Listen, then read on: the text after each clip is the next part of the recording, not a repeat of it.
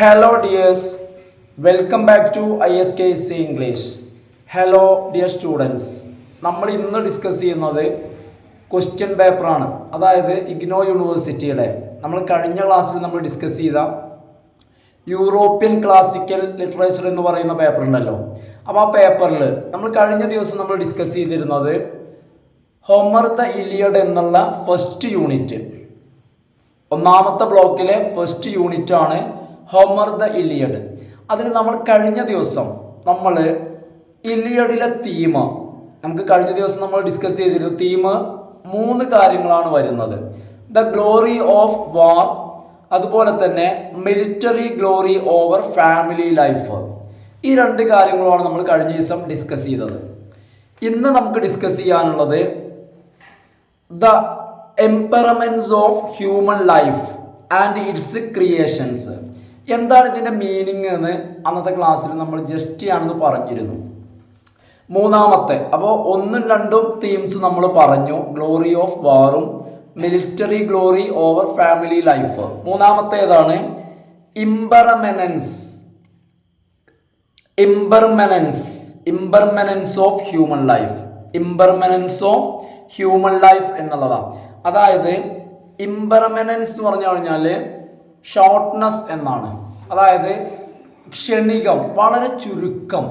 അതായത് മനുഷ്യന്റെ ജീവിതം, ഹ്യൂമൻ ലൈഫ് എന്ന് പറയുന്നത് വളരെ ഷോർട്ടാണ് അല്ലേ, നമുക്കറിയാം.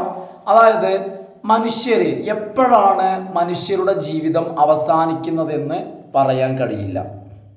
അതുപോലെ തന്നെ ഇറ്റ്സ് ക്രിയേഷൻസ്, മനുഷ്യന്റെ സൃഷ്ടികളും എന്തെല്ലാമാണോ മനുഷ്യൻ ക്രിയേറ്റ് ചെയ്യുന്നത്, മനുഷ്യർ ക്രിയേറ്റ് ചെയ്യുന്ന ഫെയിം, മനുഷ്യൻ ക്രിയേറ്റ് ചെയ്യുന്ന ഗ്ലോറി, അതുപോലെ തന്നെ മനുഷ്യൻ ക്രിയേറ്റ് ചെയ്യുന്ന wealth. Although the Iliad chronicles a very brief period in a very long വാർ.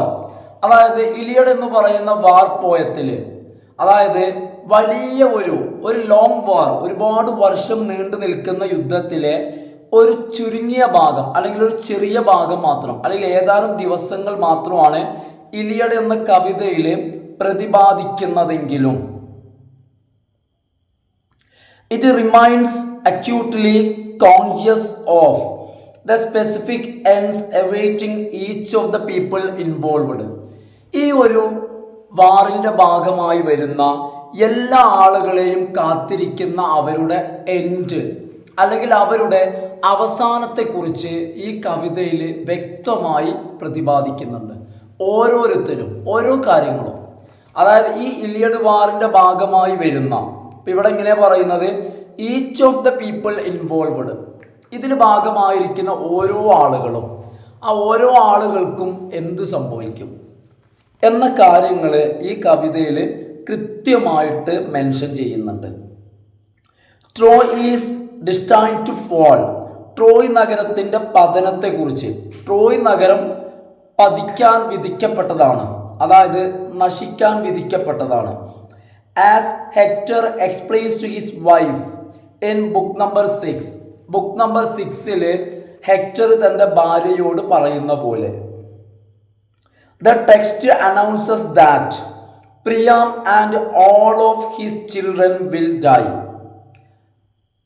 ഈ ഇലിയഡ് എന്ന് പറയുന്ന കവിത കൃത്യമായിട്ട് പറയുന്നുണ്ട് പ്രിയാമും അതുപോലെ തന്നെ അദ്ദേഹത്തിന്റെ മക്കളെല്ലാം മരിക്കും. Hector dies even before the close of the poem. ഈ കവിത അവസാനിക്കുന്നതിന് മുൻപ് തന്നെ ഹെക്ടർ മരിക്കുന്നത് നമ്മൾ കാണുന്നു. Achilles will meet and early end as well. അതുപോലെ തന്നെ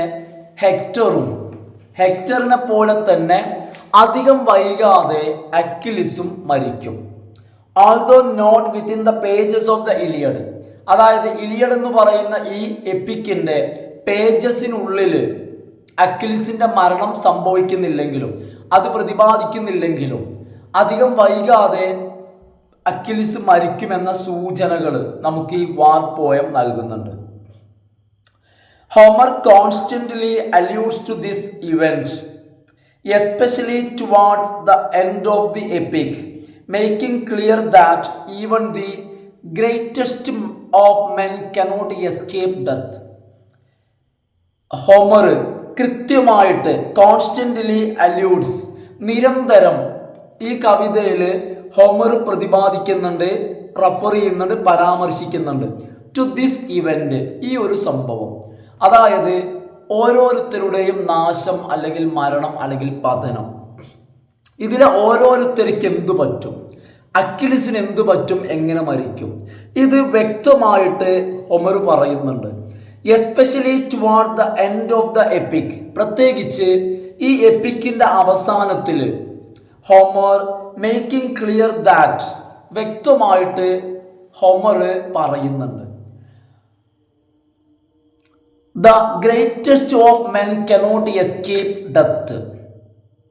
അതായത് ഏറ്റവും ശക്തനായ മനുഷ്യൻ, അത് വാരിയർ ആണെങ്കിലും ശരി, അല്ലെങ്കിലും യോദ്ധാവാണെങ്കിലും അല്ലെങ്കിലും, the greatest men cannot escape death, ഏറ്റവും ശക്തനായവന് പോലും മരണത്തിൽ നിന്നും രക്ഷപ്പെടാൻ കഴിയില്ല. Indeed, he suggests that the very greatest, the noblest and bravest. ഇനിവിടെ വ്യക്തമായിട്ട് അദ്ദേഹം മറ്റൊരു കാര്യം സൂചിപ്പിക്കുകയാണ്. എന്താന്ന് വെച്ച് കഴിഞ്ഞാൽ he suggests, Homer, the great Greek poet Homer suggests, എന്താണ് അദ്ദേഹം സജസ്റ്റ് ചെയ്യുന്നത്?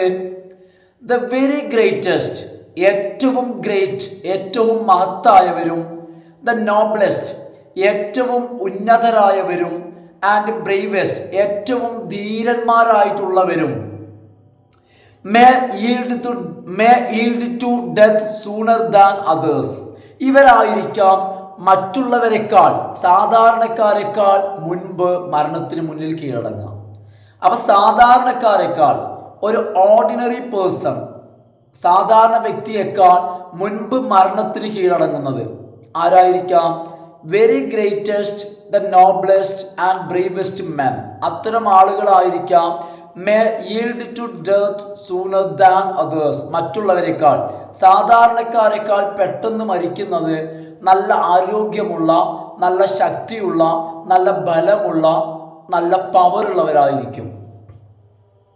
Similarly the Iliad recognises and repeatedly reminds its readers, അതുപോലെ തന്നെ ഇലിയഡ് എന്ന് പറയുന്ന ഈ വാർ പോയം അത് അംഗീകരിക്കുകയും അതുപോലെ തന്നെ റീഡേഴ്സിനെ ആവർത്തിച്ച് ഓർമ്മിപ്പിക്കുകയും ചെയ്യുന്നു.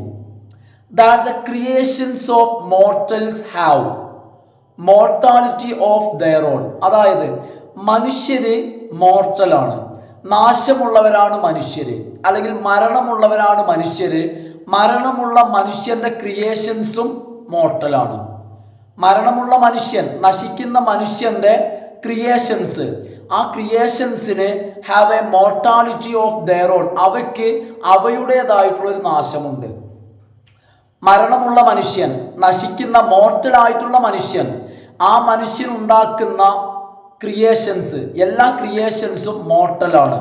അവയ്ക്കും ഒരു മരണം അല്ലെങ്കിൽ ഒരു നാശം, ഒരു അന്ത്യമുണ്ട് എന്ന വസ്തുത ഈ കവിത നമ്മളോട് പറഞ്ഞുകൊണ്ടേയിരിക്കുന്നു. The glory of men does not live on in their constructions, മനുഷ്യൻ നേടിയെടുക്കുന്ന മനുഷ്യന്റെ ഗ്ലോറി, മനുഷ്യന്റെ മഹത്വം, ഒരിക്കലും ആ മഹത്വം, മനുഷ്യൻ നേടിയെടുക്കുന്ന മഹത്വങ്ങള് മനുഷ്യനിർമ്മിതമായിട്ടുള്ള കൺസ്ട്രക്ഷൻസ്, മനുഷ്യനിർമ്മിതമായിട്ടുള്ള ഇൻസ്റ്റിറ്റ്യൂഷൻസ്, സ്ഥാപനങ്ങള്, സംവിധാനങ്ങള്, സിറ്റീസ്, നഗരങ്ങള്, ടൗണുകള്, അവയ്ക്കുള്ളില് എന്നെന്നും നിലനിൽക്കില്ല.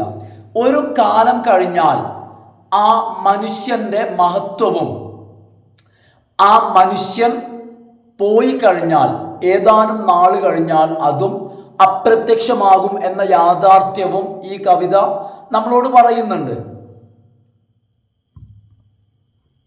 ദ പ്രോഫസി ഓഫ് കാൾഷ്യസ്, അതുപോലെ തന്നെ കാൾഷ്യസിന്റെ പ്രവചനം, അതായത് വൂഡൻ ഹോഴ്സിന്റെ സഹായത്താൽ ഗ്രീക്കുകാർ വിജയിക്കുമെന്ന് കാൾഷ്യസ് പ്രവചിച്ചു. ഹെക്ടറിന്റെ മരണം കാൾഷ്യസ് പ്രവചിച്ചു. അപ്പൊ ഇത്തരത്തില് ഒരുപാട് നാശങ്ങളും മരണങ്ങളും പതനങ്ങളുമാണ് എന്ത് ചെയ്യുന്നത്? പ്രവചനങ്ങൾ. ദ പ്രോഫസി ഓഫ് കാൾഷ്യസ്, കാൾഷ്യസിന്റെ പ്രവചനം. As well as Hector's tender words with Andromache, അതുപോലെ തന്നെ തൻ്റെ ഭാര്യയായിട്ടുള്ള ആൻഡ്രോമാഷോയോട് ഹെക്ടറിൻ്റെ സ്നേഹനിർഭരമായ വാക്കുകൾ. ആൻഡ് ഡിബേറ്റ്സ് ഓഫ് ഗോഡ്സ്, ദൈവങ്ങളുമായിട്ടുള്ള തർക്കങ്ങൾ. Constantly remind the reader that Troy's lofty ramparts will fall. ഇതെല്ലാം റീഡറെ ഓർമ്മിപ്പിക്കുന്നത് ഇന്നല്ലെങ്കിൽ നാളെ ഒരു ദിവസം ട്രോയ് നഗരത്തിന്റെ ഉയർന്നു നിൽക്കുന്ന റാംപാർട്സ്, കോട്ടമതിലുകൾ തകരുമെന്ന് ഹെക്ടറിന്റെ വാക്കിൽ നിന്നും അതുപോലെ തന്നെ കാൾഷ്യസിന്റെ പ്രവചനത്തിൽ നിന്നും റീഡേഴ്സ് മനസ്സിലാക്കുന്നു. But the Greek fortifications will not last much longer. പക്ഷേ ഗ്രീക്കുകാരുടെ കോട്ടകളും ഗ്രീക്കുകാരുടെ അക്കിയൻസിന്റെ നിർമ്മിതിയായിട്ടുള്ള ഗ്രീക്ക് ഫോർട്ടിഫിക്കേഷൻസ്, ഗ്രീക്ക് ഫോർട്ടുകളും അധിക നാൾ നീണ്ടു നിൽക്കില്ല. Though the Greeks erect their bulwarks only part way into the epic. ഈ ഒരു എപ്പിക്കിൽ, ഇലിയഡ് എന്ന് പറയുന്ന ഈ ഒരു എപ്പിക് പോയം അല്ലെങ്കിൽ വാർ പോയം, ഈ കവിതയിൽ ഗ്രീക്കുകാര് അവരുടെ കോട്ടകള് ഈ ഒരു കവിതയിൽ ഭാഗികമായിട്ട് അവർ നിർമ്മിച്ചതെങ്കിലും കോട്ടകളുടെ നിർമ്മിതി പകുതിയാകുമ്പോഴേക്കും only part way into the epic, ഈ എപ്പിക്കിൽ കോട്ടകളുടെ നിർമ്മിതി ഭാഗികം അല്ലെങ്കിൽ പകുതിയായപ്പോഴേക്കും Apollo and Poseidon plan their destruction as early as book number 12.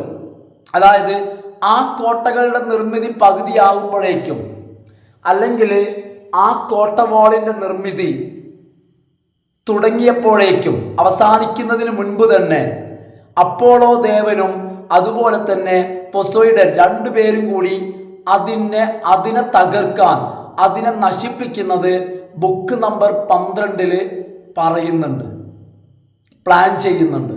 അതായത് നിർമ്മിതി തുടങ്ങുമ്പോഴേക്കും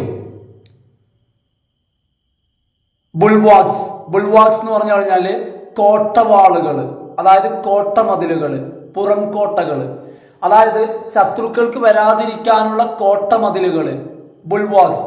ഈ കോട്ടമതിലുകൾ നിർമ്മിച്ച് തുടങ്ങുമ്പോഴേക്കും മറുവശത്ത് അത് തകർക്കുന്നതിനെ കുറിച്ചുള്ള പ്ലാനുകൾ പറയുന്നുണ്ട്. The poem thus emphasizes the ephemeral nature of human beings and their world.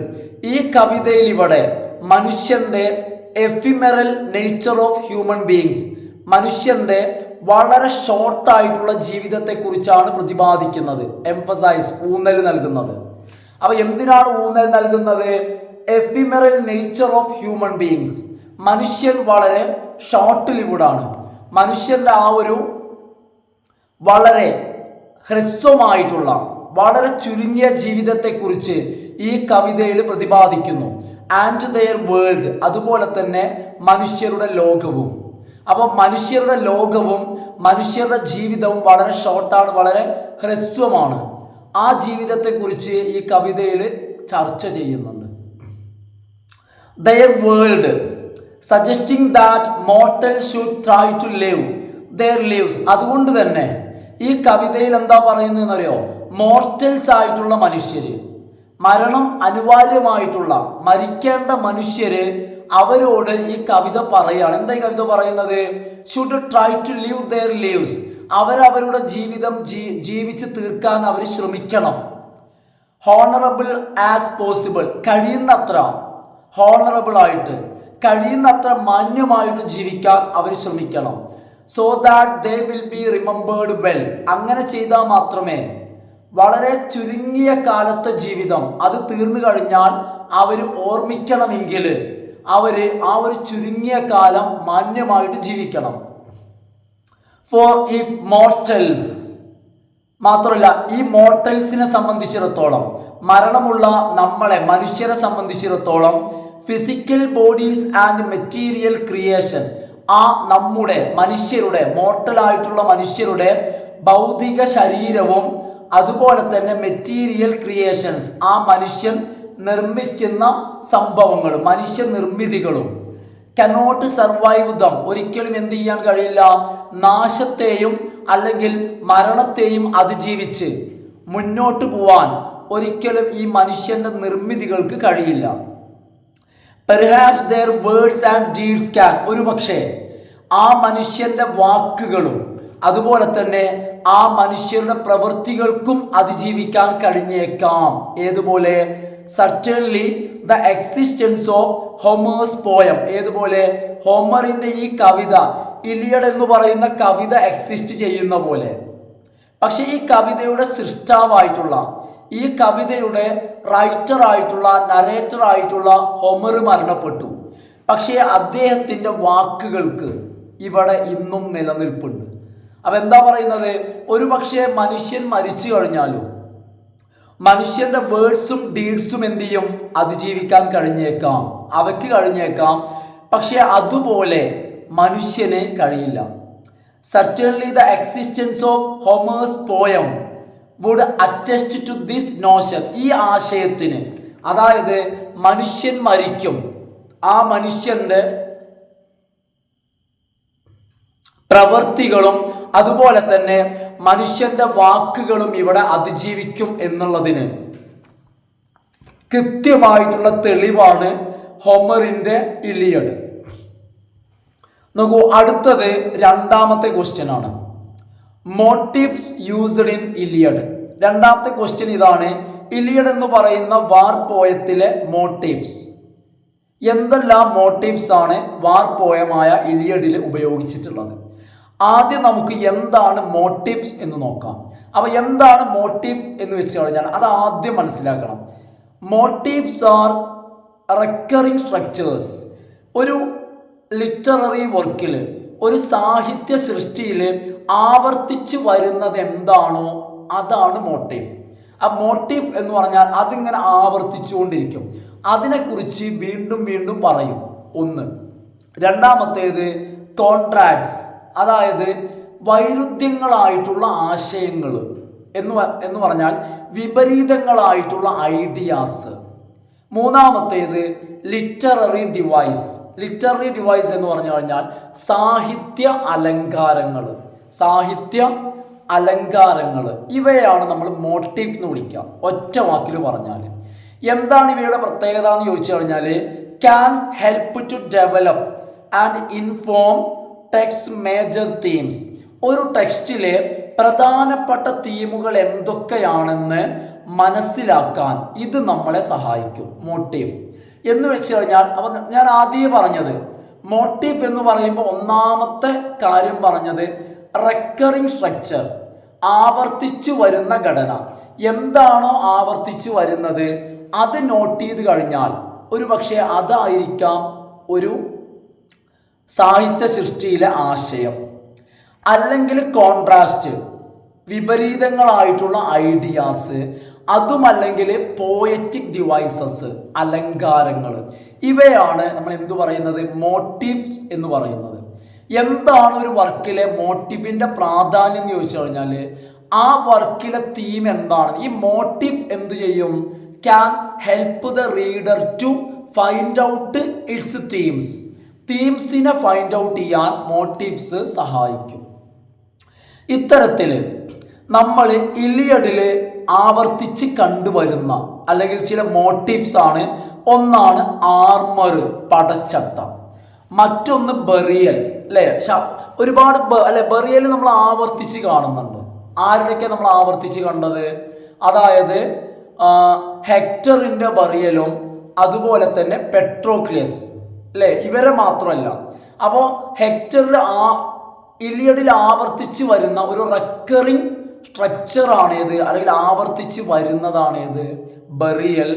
അതുപോലെ തന്നെ ആർമർ, പടച്ചട്ട. മറ്റൊന്നാണ് ഫയർ. ഫയർ എന്ന് പറഞ്ഞാൽ തീ എന്ന് പറഞ്ഞാൽ അതുകൊണ്ട് രണ്ട് ഉദ്ദേശമുണ്ട്. ഒന്നെന്താന്ന് വെച്ച് കഴിഞ്ഞാൽ ദേഷ്യത്തിൻ്റെ തീ ആളിപ്പടരുന്നത്. ദേഷ്യമാണ് ഒന്ന് ഉദ്ദേശിക്കുന്നത്. അപ്പോൾ ഈ 3 കാര്യങ്ങളാണ് മോട്ടീവ്സ്, ഇലിയഡിലെ മോട്ടീവ്സ്. 1 ആർമർ, 2 ബറിയൽ ശവസംസ്കാരം, 3 ഫയർ. ഫയർ കൊണ്ട് ഉദ്ദേശിക്കുന്നത് യഥാർത്ഥ തീയും അതോടൊപ്പം തന്നെ ദേഷ്യവും. ഇവിടെ നമ്മൾ ആവർത്തിച്ച് കാണുന്നത്, നമ്മൾ ഫയർ ഇവിടെ ആവർത്തിച്ച് കാണുന്നുണ്ട്. ഈ ഇതിൻ്റെ തുടക്കം മുതൽ ഒടുക്കം വരെ നമ്മൾ അക്കിലിസിലാണ് ഫയർ ഇങ്ങനെ ആളിപ്പടരുന്നത് നമ്മൾ കാണുന്നത്, അല്ലേ? അതിൻ്റെ ഫലമായിട്ടാണ് ഒറ്റത്തിൽ എന്ത് ചെയ്തത്, ഹെക്ടറിനൊക്കെ എന്ത് ചെയ്തത്, കൊന്നു തീർത്തത്. ഇനി നമുക്ക് ആർമർ എന്താണെന്നുള്ളത് നോക്കാം. പടച്ചട്ടയാണ് armour. One would naturally expect a martial epic to depict men in arms. നമ്മൾ വായിക്കുന്ന ഇലിയഡ് എന്നുള്ളത് ഒരു വാർപ്പോയമായതുകൊണ്ട് ഏതൊരു വ്യക്തിയും നമ്മൾ ഈ കവിതയിൽ ആയുധമേന്തിയ ആളുകളെ ആയിരിക്കും നമ്മൾ എക്സ്പെക്റ്റ് ചെയ്യുക. നമ്മൾ പ്രതീക്ഷിക്കുന്നത് മെൻ ഇൻ ആംസ്, ആയുധമേന്തിയ ആളുകൾ നമ്മൾ എക്സ്പെക്റ്റ് ചെയ്യും. But armour in the Iliad emerges. എന്നാൽ ഈ കവിതയിൽ ആർമർ കൊണ്ട്, പടച്ചട്ട കൊണ്ട് ഉദ്ദേശിക്കുന്നത്, ഇവിടുത്തെ പടച്ചട്ട എന്നുള്ളത് സാധാരണ പടച്ചട്ടയല്ല. Something more than merely a protective cover. സാധാരണ ആർമർ എന്ന് പറഞ്ഞു കഴിഞ്ഞാൽ പടയാളികൾക്കുള്ള ഒരു പ്രൊട്ടക്റ്റീവ് കവറാണ്, ഒരു സംരക്ഷണ ആവരണമാണ്. ഏത് ആർമർ? ഒരു പ്രൊട്ടക്റ്റീവ് കവർ. അവരുടെ ശരീരത്തിന് വെട്ടും മറ്റും കൊള്ളാതിരിക്കാനുള്ള ഒരു പ്രൊട്ടക്റ്റീവ് കവർ, ഒരു സംരക്ഷണ ആവരണമാണ് സാധാരണ പടച്ചട്ട.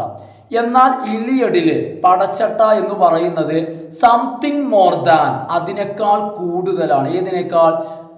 Merely a protective cover. കേവലം ഒരു പ്രൊട്ടക്റ്റീവ് കവർ, ഒരു സംരക്ഷണ ആവരണം എന്നുള്ളതിനേക്കാൾ ഉപരിയായിട്ട് മറ്റെന്തൊക്കെയോ ആണ്. ഇൻഫാക്ട്, ഇനി ഇവിടെ യഥാർത്ഥത്തിൽ ഹോമർ ഓഫൺ പോർട്രേസ്, ഈ കവിതയിൽ ഹോമർ പലപ്പോഴും വരച്ച് കാണിക്കുന്നുണ്ട്, ചിത്രീകരിക്കുന്നുണ്ട്.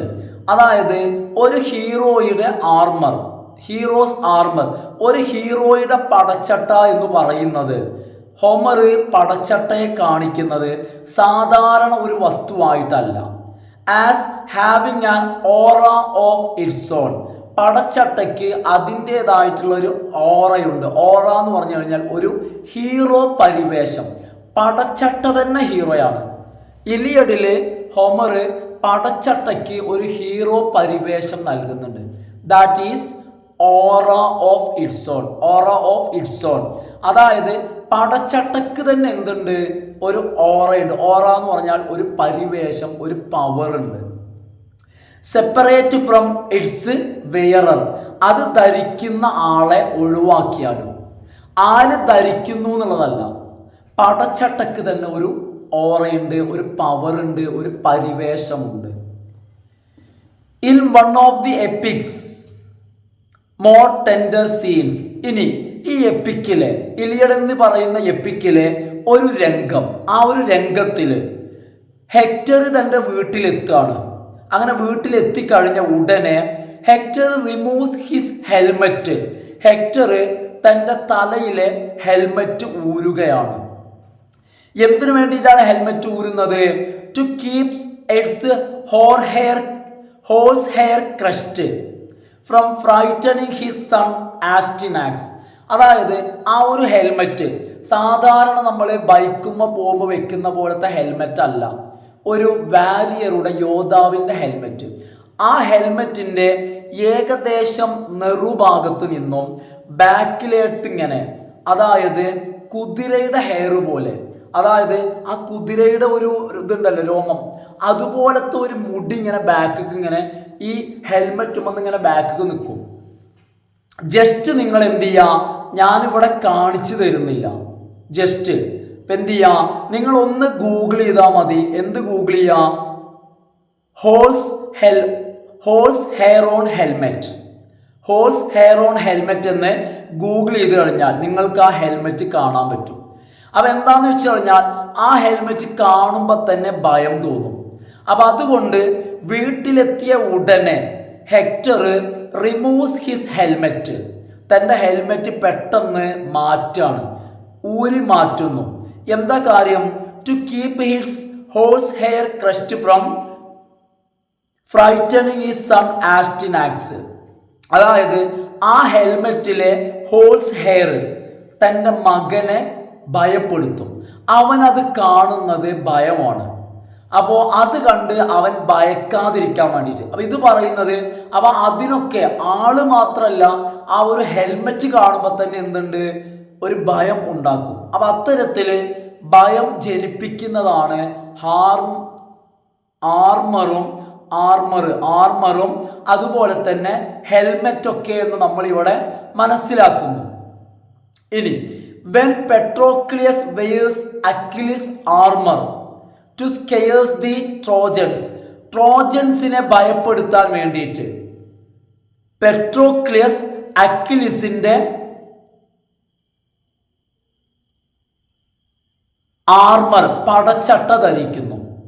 അതായത് യുദ്ധത്തിന്റെ ആദ്യ ഘട്ടത്തിൽ അക്വിലിസ് യുദ്ധത്തിൽ നിന്ന് മാറി നിൽക്കുമ്പോൾ അക്വിലിസിന് പകരമായിട്ട് പെട്രോക്ലിയസ്, ആത്മസുഹൃത്ത് പെട്രോക്ലിയസ് യുദ്ധക്കളത്തിൽ വരുന്നു. ആ സമയത്ത് ട്രോജൻസിനെ ഭയപ്പെടുത്താൻ പെട്രോക്ലിയസ് അക്വിലിസിന്റെ പടച്ചട്ട ധരിച്ചാണ് വന്നത്. എന്താണ് ഉദ്ദേശം? Drive them from the ships. ഈ ട്രോജൻസിനെ, ഗ്രീക്കുകാരുടെ ഷിപ്പെല്ലാം തീയിടാൻ വന്നിടത്തു നിന്നും ട്രോജൻസിനെ ഓടിക്കണം. കാരണം പെട്രോക്ലിയസ് വരുന്നത് കാണുമ്പോൾ പടച്ചട്ട കണ്ട് അക്വിലിസ് ആണെന്ന് കരുതി അവർ ഓടണം. അതിനുവേണ്ടി പടച്ചട്ട ധരിച്ചു വരുന്നു. Apollo and Hector quickly see through the disguise. എന്നാൽ ആ ഒരു ഡിസ്ഗൈസ്, ആ വേഷപ്പകർച്ച, വേഷം മാറിയത്, അതായത് വരുന്നത് അക്വിലിസ് അല്ല, വരുന്നത് പെട്രോക്ലിയസ് ആണ്, വേഷം മാറി വരികയാണെന്ന് അപ്പോളോ ദേവനും പടനായകനായിട്ടുള്ള ഹെക്ടർ, പ്രിൻസ് ആയിട്ടുള്ള ഹെക്ടറും അത് പെട്ടെന്ന് കാണുന്നു, മനസ്സിലാക്കുന്നു. മാത്രമല്ല then a fight breaks out over Patroclus' fallen body. The armor goes one way and the corpse another. അങ്ങനെ ആ യുദ്ധത്തിൽ ഹെക്ടർ പെട്രോക്ലിയസിനെ കൊല്ലുകയാണ്. അങ്ങനെ ആ യുദ്ധം ഒന്ന് അടങ്ങിയപ്പോൾ എന്താ പറയുന്നത്? when the war breaks over, എന്ത് ചെയ്തു? വാർ ബ്രേക്സ് ഔട്ട് ഓവർ, ആ യുദ്ധം അങ്ങോട്ട് അടങ്ങി കഴിഞ്ഞപ്പോൾ പെട്രോക്ലിയസ് ഫാളൻ ബോഡി, പെട്രോക്ലിയസിന്റെ വീണ് കിടക്കുന്ന ശരീരം, അതായത് ഹെക്ടർ പെട്രോക്ലിയസിനെ കൊലപ്പെടുത്തി. ആ കൊലപ്പെടുത്തിയ ശേഷം armour goes one way and the corps another. ആ ഒരു പടച്ചട്ട ഒരു വഴിക്ക് പോയി, ശരീരം മറ്റൊരു വഴിക്കും.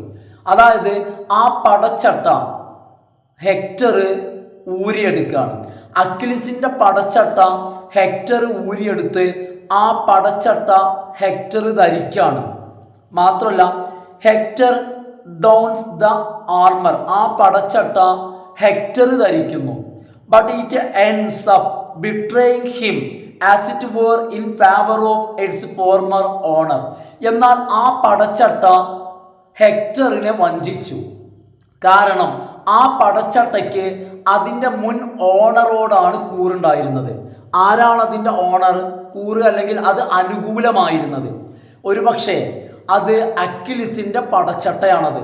ആ പടച്ചട്ട ഹെക്ടറിൽ ലൂസായിരിക്കാം എന്തോ. ആ ഒരു പടച്ചട്ട കൊണ്ട് ഗുണം ഹെക്ടറിന് ഉണ്ടായില്ല. അതുമാത്രമല്ല ഗുണം അക്വിലിസിനാണ് ഉണ്ടായത്. എന്താ കാര്യം? അക്വിലിസ് നോളേജ് ഓഫ് ഇറ്റ്സ് വൾണറബിലിറ്റീസ്, ആ പടച്ചട്ട ധരിക്കുന്നത് കൊണ്ടുള്ള ദോഷങ്ങൾ, അതിൻ്റെ പ്രശ്നങ്ങൾ അക്വിലിസിന് അറിയാവുന്നത് കൊണ്ട് makes it easier for him to run Hector through with his swords. തൻ്റെ വാള് കൊണ്ട് ഹെക്ടറിൻ്റെ കാര്യത്തിൽ തീരുമാനമാക്കാൻ അക്വിലിസിന് പെട്ടെന്ന് കഴിഞ്ഞു. അതായത് അക്വിലിസ് ധരിക്കുന്ന പടച്ചട്ടയായതുകൊണ്ട് തന്നെ ആ പടച്ചട്ടയുടെ വീക്ക് പോയിന്റ്സ് ആർക്കറിയാം? അക്വിലിസിനറിയാം. അതുകൊണ്ട് തന്നെ അക്വിലിസിന് അതൊരു ഗുണകരമായി. വളരെ പെട്ടെന്ന് ജസ്റ്റ് 1 ഗോ എന്നാ പറഞ്ഞത്. ഒരൊറ്റ മാർച്ചിൽ അക്വിലിസ് ഹെക്ടറിനെ തീർക്കുകയാണ്. ഇത് ആ ഒരു അക്വിലിസ് ഹെക്ടറിന്റെ പടച്ചട്ട ധരിച്ചത് അക്വിലിസിന് എളുപ്പത്തിൽ ഹെക്ടറിനെ കൊല്ലാൻ കഴിഞ്ഞു. By this point in the story Achilles has a new set of armour. ഈ ഒരു ഘട്ടത്തിൽ അക്വിലിസിന് പുതിയ ഒരു ജോഡി പടച്ചട്ട ഹാർമർ അവിടെ ലഭിക്കുകയാണ്. അതും fashioned by the god Hephaestus. അത് ഫാഷൻ ചെയ്തത്, ആ ഒരു പടച്ചട്ട രൂപകൽപ്പന ചെയ്തത് ആരാണ്? ഗോഡ് എഫീസ്റ്റസ് ആണത് രൂപകൽപ്പന ചെയ്തത്. അങ്ങനെ പുതിയ ഒരു ജോഡി പടച്ചട്ട ആർക്കുണ്ട്? അക്വിലിസിനുണ്ട്. Which also seems to have a life of its own. ഈ ഒരു പടച്ചട്ടയ്ക്കും അക്വിലിസിന്റെ പുതിയ പടച്ചട്ടയ്ക്കും അതിന് അതിൻ്റെതായിട്ടുള്ള ഒരു ലൈഫുണ്ട്. അതിന് അതിൻ്റെതായിട്ടുള്ള ഒരു ഓറ, ഒരു പരിവേഷമുണ്ട്. While Achilles mortal body can be wounded. അക്വിലിസിന്റെ ശരീരം, അക്വിലിസ് മോർട്ടലാണ്, മരിക്കുന്ന ആളാണ്. അതുകൊണ്ട് തന്നെ അക്വിലിസിന്റെ മോർട്ടൽ ബോഡി, നാശമുള്ള മരിക്കുന്ന ശരീരത്തിന് മുറിവേൽക്കുമ്പോൾ, ആ പടച്ചട്ട ധരിച്ചിട്ട് അക്വിലിസിന്റെ ശരീരത്തിന് മുറിവേൽക്കുമ്പോഴും ഇൻഡീഡ് തീർച്ചയായിട്ടും ഡിവൈൻ ആർമർ. എന്നാൽ എന്താ പറയുന്നത് വെച്ച് കഴിഞ്ഞാൽ the poem reminds us of. ഈ കവിത വ്യക്തമായിട്ടും നമ്മളെ ഓർമ്മിപ്പിക്കുന്നത് എന്താ? Achilles impending death on many occasions. ഒരുപാട് സാഹചര്യങ്ങളിൽ അക്വിലിസ് മരണപ്പെടുമെന്ന്, അക്വിലിസിന് മരണം ഇംപെൻഡിങ് അനിവാര്യമാണെന്ന് ഓർമ്മിപ്പിക്കുന്ന കവിത. ഈ കവിത തന്നെ പറയുന്നുണ്ട് അക്വിലിസിന്റെ ശരീരം മോർട്ടലാണ്, ആ ബോഡിയിൽ മുറിവേൽക്കാൻ കഴിയും. അതേസമയം തന്നെ Homer describes the divine armour. ആ ദൈവികമായ പടച്ചട്ടയെ കുറിച്ച് ഹോമർ പറയുന്നത് ആസ് വെർച്വലി, ശരിക്കും ആ പടച്ചട്ട എംപേർവിയസ് ടു അസാൾട്ട്, ആക്രമണത്തിന് അതീതമാണ്. അതായത് ആ പടച്ചട്ടയെ ആരെങ്കിലും ആക്രമിച്ചു കഴിഞ്ഞാൽ, ആ പടച്ചട്ടയെ ഉപദ്രവിച്ചാൽ, അറ്റാക്ക് ചെയ്തു കഴിഞ്ഞാൽ ആ അറ്റാക്കിന് അതീതമാണ് ആ പടച്ചട്ട. അതായത് ആ ഒരു ആക്രമണം ആ പടച്ചട്ടയ്ക്ക് ഏൽക്കില്ല, പക്ഷെ ആർക്ക് ഏൽക്കാം? അക്വിലിസിന് ഏൽക്കാം. അപ്പൊ ഇവിടെ നമ്മൾ മനസ്സിലാക്കുന്നു ആ ഒരു armour, the armour is important or the armour is more powerful than Achilles. അക്വിലിസിനേക്കാൾ പവർഫുൾ ആണ് ആര്? ആ ആർമർ. എന്തുകൊണ്ട്? ആ പടച്ചട്ട ധരിക്കുന്ന ആർമർ, ആ പടച്ചട്ട ധരിക്കുന്ന അക്വിലിസ് മോർട്ടലാണ്. പക്ഷെ ആ പടച്ചട്ട എന്താണ് പടച്ചട്ടയെ കുറിച്ച് പറയുന്നത്? ആ പടച്ചട്ടയെ കുറിച്ച് പറയുന്നത് എംപേർവിയസ് ടു അസാൾട്ട്. അതായത് ആക്രമിച്ചു കഴിഞ്ഞാൽ തന്നെ ആ പടച്ചട്ടയ്ക്ക് അത് ഏൽക്കൂല, അക്വിലിസിനാണെങ്കിലോ അത് ഏൽക്കും. ഇനി നമുക്ക് ബാക്കി 2 പോയിന്റ്സ് കൂടി പറയാണ്ട് മോട്ടീവ്സിൽ ആവർത്തിച്ചു വരുന്നത്, ഒന്ന് ബറിയലും മറ്റൊന്ന് ഫയറും. അപ്പൊ ഓക്കെ ഫ്രണ്ട്സ്, നമുക്ക് ആ 2 പോയിന്റ്സ് നമുക്ക് അടുത്ത വീഡിയോയിൽ നമുക്ക് എന്ത് ചെയ്യാം? ഡിസ്കസ് ചെയ്യാം. ഇന്നത്തെ വീഡിയോ എന്ത് ചെയ്യാണ്? നമുക്ക് ഇവിടെ വൈൻഡപ്പ് ചെയ്യാം. അപ്പോൾ നിങ്ങൾ പറഞ്ഞ കാര്യങ്ങളൊക്കെ മനസ്സിലാക്കിയിട്ട് നോട്ട് വേണ്ട ആളുകൾ ഇത് നോക്കി പ്രിപ്പയർ ചെയ്തിട്ട് പഠിക്കുക. അല്ലാത്ത ആളുകൾ ജസ്റ്റ് ഈ വീഡിയോ കണ്ടിട്ട് നിങ്ങളെ സൗകര്യം പോലെ നിങ്ങൾ എന്ത് ചെയ്യുക? നിങ്ങൾ പഠിക്കുക. നിങ്ങൾ കാണുമ്പോൾ എന്ത് ചെയ്യുക? അതായത് ഞാൻ ഇഗ്നോയുടെ വീഡിയോസ് ചെയ്യുന്നത് പൊതുവെ വ്യൂസ് കുറവാണ്, മാത്രമല്ല മൊത്തത്തിൽ എനിക്ക് വ്യൂവേഴ്സും സബ്സ്ക്രൈബേഴ്സും കുറവാണ്. ഇഗ്നോയുടെ വീഡിയോസിന് ഒന്നുകൂടി കുറവാണ്. അതുകൊണ്ട് കാണുന്ന ആളുകൾ നിങ്ങൾ ഫ്രണ്ട്സിനൊക്കെ ഒന്ന് സജസ്റ്റ് ചെയ്യണം. അതുപോലെ തന്നെ നിങ്ങൾ എന്ത് ചെയ്യുക? ലൈക്ക് ചെയ്തിട്ട് കാണുക. എന്നാലാണ് അത്യാവശ്യത്തിനൊരു ഇംപ്രഷനും അതുപോലെ തന്നെ വ്യൂവേഴ്സും സബ്സ്ക്രിപ്ഷൻസും ഒക്കെ എനിക്ക് ലഭിക്കുള്ളൂ. Okay, thanks for watching.